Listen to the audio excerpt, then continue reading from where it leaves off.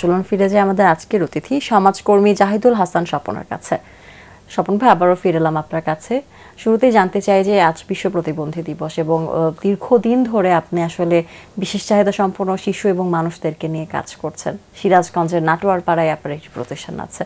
জানতে চাই যে কিভাবে এই কাজটির সাথে সম্পৃক্ত হয়েছিলেন। সমাজের যখন 10টা শিশুর মতো, ওরাও তো আমাদের একটা সম্পদ। ওদের 8-10টা শিশুর মতো ওরা ভালোভাবে চলাচল করতে পারে না, খেলতে পারে না, তখন থেকেই আমার অনুপ্রেরণাটা আসে। বিশেষ করে আমার পরিবারেও একটা প্রতিবন্ধী বোন আছে, সে হল মানসিক প্রতিবন্ধী। বোনের বিভিন্ন চলাফেরা, দৃষ্টিভঙ্গি দেখে তখন থেকে আমি আমার মনে লালন করি যে যদি কিছু করি ভবিষ্যতে, তাহলে প্রতিবন্ধী মানুষদের নিয়েই কাজ করবো ইনশাআল্লাহ। যেটা হয়, বিশেষ চাহিদা সম্পন্ন শিশু বা মানুষ যারা থাকেন, সময়ের পরিক্রমা আসলে তারা যত বেশি বড় হতে থাকে সমস্যা তত বাড়তে থাকে। কেননা একজন প্রাপ্তবয়স্ক মানুষ একা একা চলাফেরা করবে, সবকিছু নিজে করবে, এটাই আমরা ভেবে থাকি। কিন্তু যারা বিশেষ চাহিদা সম্পন্ন মানুষ হয়ে থাকে তারা তো একা চলতে পারে না। বেশিরভাগ ক্ষেত্রে তাদের অনেক ডিফিকাল্টিস ফেস করতে হয়। আপনার বোনের জীবনটাকে আপনি দেখেছেন, আপনি বুঝেছেন, এখান থেকে তো আপনাকে এটা অনুপ্রাণিত করেছে। তো এই মুহূর্তে আপনার প্রতিষ্ঠানে কতজন মানুষকে আপনি সহযোগিতা করতে পারছেন? আমি একটা বিদ্যালয় করেছি, প্রায় 300 সামথিং প্রতিবন্ধী শিক্ষার্থী আমার স্কুলে অধ্যয়নরত আছে। আর সহায়তা করেছি অনেকগুলো, যেমন একজন বয়স্ক মানুষ যারা বহুবিধ প্রতিবন্ধী, যাকে বলে অটিজম, চলাচল করতে পারে না, তাদের জন্য নিজের পরিবারের ভাই বোনদের থেকে সহযোগিতা নিয়ে এবং সমাজের বিত্তবানদের সহযোগিতা নিয়েও কাজ করেছি। যেমন ধরেন চলাচলে অক্ষম প্রতিবন্ধীদের জন্য হুইল চেয়ার, যারা বুদ্ধি প্রতিবন্ধী তাদের জন্য সেলাইয়ের প্রশিক্ষণ করা, সেলাই মেশিন বিতরণ দেওয়া, এগুলো করেছি। এই যে 300 শিক্ষার্থী আছে আপনার স্কুলে, তারা আসলে কবে আপনার প্রতিষ্ঠানে ভর্তি হলো, কবে থেকে শুরু হলো? আমি যখন কাজটা শুরু করি 2009 সালের নীতিমালা অনুযায়ী প্রতিষ্ঠানটা করি। 9 সালের নীতিমালা অনুসরণ করে প্রতিষ্ঠান করার পরে ধীরে ধীরে, মানে যখন এই প্রতিবন্ধীদের বার্তা, মানে প্রতিবন্ধী বাচ্চা হলে বাবা মা একসময় পর্দার আড়াল করে রাখতো তাদের, যে প্রতিবন্ধী যে হয়েছে এটা পরিচয় দিতেও লজ্জাবোধ করতে, যে আমার ঘরে একটা প্রতিবন্ধী সন্তান আছে। তো বিভিন্ন সভা সমাবেশ, সেমিনার, বিষয়গুলো আমি জেলা প্রতিবন্ধী বিষয়ক কর্মকর্তা এবং জেলা সমাজসেবা অফিসারের সহায়তায় তাদের নিয়ে বিভিন্ন মা সমাবেশ, অভিভাবক সমাবেশ করে। এটি আসলে সত্যিই কঠিন বিষয়, কিন্তু যে বিশেষ চাহিদা সম্পন্ন শিশু যার ঘরে জন্মগ্রহণ করে তার জীবনটা একটু কঠিনই হয়ে যায়, বলা যায় অনেক কঠিন হয়ে যায়। আমরা দূর থেকে আসলে এটা অনুভবও করতে পারি না, এবং এটা শহরাঞ্চলে যতটা কঠিন, গ্রামাঞ্চলে বোধহয় আরো বেশি কঠিন হয়। রাস্তাঘাটের সমস্যা, বিভিন্ন সমস্যার কারণে। আপনার স্কুলে যে শিশুরা আসছে বিশেষ চাহিদা সম্পন্ন শিশু, তাদের বয়সের সীমাটা যদি একটু জানতে। 18 বছর আছে, 22 বছর আছে, 15 বছর আছে, নানান বয়সের। জি, নানান বয়সী। তার মানে 7 বছর থেকে শুরু করে। জি। আচ্ছা, সর্বোচ্চ কত বছর বয়সের শিক্ষার্থী আছে আপনার স্কুলে? 22 বছর পর্যন্ত আছে। 22 বছর। জি। তারা কি প্রত্যেকে একই রুমে বসে শিক্ষা নিচ্ছে, মানে কতগুলো শিক্ষা ক্লাসরুম রয়েছে আপনার? 5টা আছে, আমরা 5ম শ্রেণী পর্যন্ত করছি। আচ্ছা। জি। আর সরকারি নীতিমালা অনুযায়ী 17 বছর বয়স পর্যন্ত সে শিক্ষার্থী হতে পারবে। তাদের জন্য শিক্ষক কতজন আছে? মাথাপিছু কতজনের জন্য একজন করে শিক্ষক কাজ করছেন? প্রতিবন্ধীর ক্যাটাগরি আছে, তো ধরেন অটিজমের ক্ষেত্রে 5 জন ছাত্র নিয়ে একজন টিচার। আবার বুদ্ধি প্রতিবন্ধী আছে, ওদের জন্য 15 জন ছাত্র মিলে একজন টিচার। শারীরিক প্রতিবন্ধী আছে 9 জন, ভাগ ভাগ করা আছে আর কি। মোট কতজন শিক্ষক এই মুহূর্তে কাজ করছে? শিক্ষক আছে 22 জন। 22 জন। এছাড়া শিক্ষক এবং আপনি ছাড়া আরো কারা এই প্রতিষ্ঠানে কাজ করছেন? সমাজের সচেতন ব্যক্তিরা তো আছেই, আর আমার সাথে আরো শিক্ষকরা আছে, আর আমার মতো আরো যারা আমাকে উদ্বুদ্ধ করে তারা তো পিছন থেকে কাজ করছেই। অনেকক্ষণ ধরে কথা বলছি, কিন্তু এটাই জানা হয়নি যে সিরাজগঞ্জের নাটোয়ারপাড়ায় সেই প্রতিষ্ঠানটির নাম কি, আপনার স্কুলটির নাম কি? যমুনা আহাদ আলী শেখ অটিস্টিক ও বুদ্ধি প্রতিবন্ধী বিদ্যালয়। যারা শিক্ষা গ্রহণ করার জন্য আসছে তারা পরবর্তীতে স্কুল জীবন শেষ করে, অর্থাৎ প্রাথমিক পর্যন্ত আপনি শিক্ষা দিচ্ছেন, এই শিক্ষাটা শেষ করার পরে তারা কেমন জীবন যাপন করছে বা তাদের জীবনে কতটা পরিবর্তন আসছে, আপনি কি দেখছেন? এখান থেকে পড়াশোনা করার পরে আমাদের হলো জেলা ভিত্তিক আছে, প্রতিবন্ধী স্কুল আছে, আপনার হলো মাধ্যমিক বিদ্যালয়ে ভর্তি করা হয়েছে। এরা অনেকগুলো এখন সরকারি চাকরিও করতেছে। সরকারি চাকরি একজন করতেছে। আমার স্কুলটা 2008 সালে স্থাপিত করেছি। আমার বড় ভাই উদ্যোগ নিয়ে 2008 সালে স্থাপিত করছি।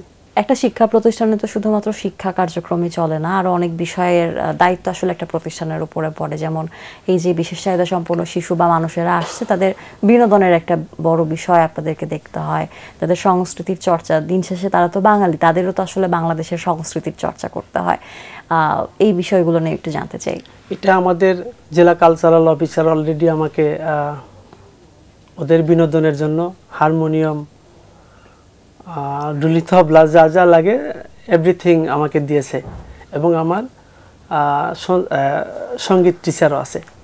বা স্কুলের এই কার্যক্রমের বাইরে আর কোনো কাজ কি আপনার করা হচ্ছে, মানে বিশেষ চাহিদা সম্পন্ন মানুষের জন্য? স্কুলের বাইরে আপনার বিভিন্ন সময় হলো উপজেলা সমাজসেবা অফিসার এবং জেলা প্রশাসকের সাথে নিয়ে সেমিনারের কাজ করা হচ্ছে। আর হলো আমাদের ওদের প্রশিক্ষণের জন্য হস্তশিল্পের কাজেরও আয়োজন করা হয়েছে। আগামী জানুয়ারি মাস থেকে শুরু করব। সবাই জানি যে একজন স্বাভাবিক মানুষের সাথে বিশেষ চাহিদা সম্পন্ন মানুষের আকাশ পাতাল ফারাক আছে। তাদের আসলে সবকিছু গ্রহণ করার ক্ষমতাটা থাকে না। এই উদ্যোগটা আমাকে দিয়েছে আমাদের বিশিষ্ট সাংবাদিক হাবিবুল্লাহ সিদ্দিক ভাইয়ের মাধ্যমে। উনি ট্রেনার নিয়োগ দিচ্ছে, সম্ভবত আগামী জানুয়ারি মাস থেকে এই কাজ উদ্বোধন হবে ইনশাল্লাহ। তাদেরকে স্বাভাবিক জীবনে ফিরিয়ে আনাটাই আসলে আপনার লক্ষ্য, তার মানে যে তারা শুধুমাত্র পড়াশোনা করে তো আসলে পড়াশোনা পাশাপাশি তারা যেন একটু কর্মমুখী হয়। চিকিৎসা অনেক বড় একটা বিষয় যে কোনো মানুষের জন্য, ঠিক মানুষের মৌলিক অধিকার চিকিৎসা। এবং যখন সিরাজগঞ্জের নাটোয়ার পাড়ার দিকে আমি যাব, নিঃসন্দেহে সেখানটায় সব পরিবারের আর্থিক অবস্থা নিশ্চয়ই খুব বেশি ভালো নাও থাকতে পারে। সেই ক্ষেত্রে পিছিয়ে পড়া বিশেষ চাহিদা সম্পন্ন মানুষদের জন্য চিকিৎসা বা অন্যান্য সেবার জন্য আপনারা কি উদ্যোগ নিয়ে থাকেন? আমার পরিবারের ভাই বোন এবং সমাজের বিত্তবানদের সহযোগিতায় বিভিন্ন সময় তাদের চিকিৎসার সহায়তা করা হয়। এখানে কি ধরনের সহায়তা দেওয়া হয় বা কি ধরনের আয়োজন করে এই সহায়তাটা তাদের কাছে পৌঁছে দেওয়া হয়? তাদেরকে আমি জানাই যে আমাদের এখানে 3 জন প্রতিবন্ধী জন অসুস্থ হয়েছে, তাদের দ্রুত জিয়া মেডিকেলে নিতে হবে বা ঢাকায় হাসপাতালে নিতে হবে। তারা গাড়ি সবকিছু রেডি করে ওনাদের খরচাতেই নিয়ে যায়। এই যে 300 শিক্ষার্থী আছে এবং 300 শিক্ষার্থী কিন্তু বিশেষ চাহিদা সম্পন্ন শিশু এবং মানুষ, তাদের তো আসলে স্বাভাবিক কোনো শিক্ষককে দিলে আমরা তাদেরকে যে শিক্ষা কার্যক্রম আছে সেটা চালিয়ে নেওয়া তার জন্য অনেক কঠিন হয়ে যাবে। নিঃসন্দেহে শিক্ষকদের জন্য আলাদা একটা গ্রুমিং দরকার, প্রশিক্ষণ দরকার। এই ক্ষেত্রে আপনারা কিভাবে শিক্ষক নির্বাচন করেন বা শিক্ষকদেরকে কিভাবে আরো উন্নত প্রশিক্ষণ দিয়ে থাকেন?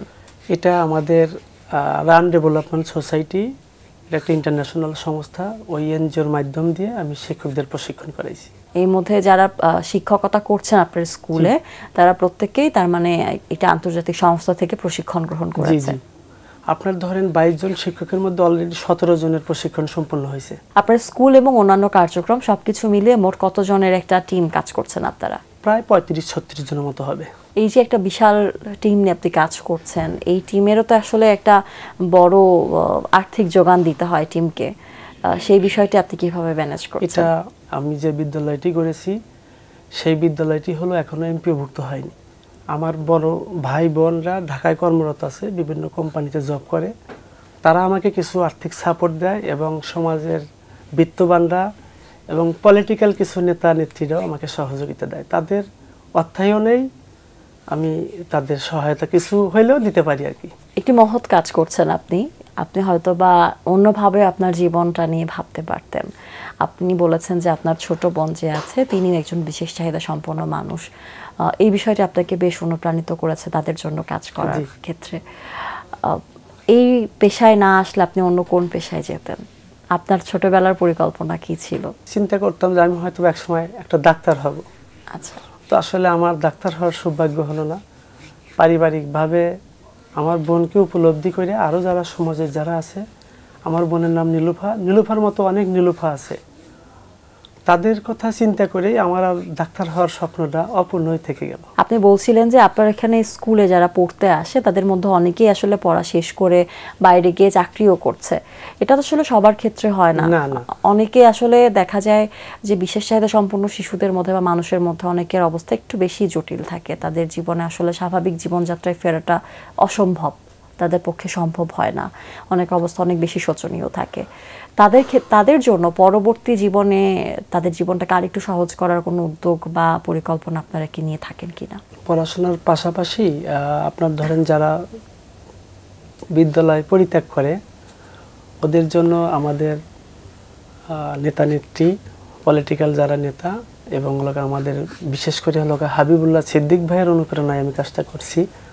হাবিবুল্লাহ সিদ্দিক ভাইয়ের মাধ্যমে বিভিন্ন প্রতিবন্ধীকে দোকানের ব্যবস্থা করা হয়েছে, ছাগল কিনে দেওয়া হয়েছে পরিবারকে স্বাবলম্বী করার জন্য, গরু বিতরণ দেওয়া হয়েছে, এরকম কার্যক্রম করা হচ্ছে আর কি। বিভিন্ন উৎসবে বিভিন্ন পার্বণে আসলে তাদেরও তো ইচ্ছে করে আনন্দ পেতে, স্বাভাবিক মানুষদের সাথে বিভিন্ন উৎসবে সামিল হতে।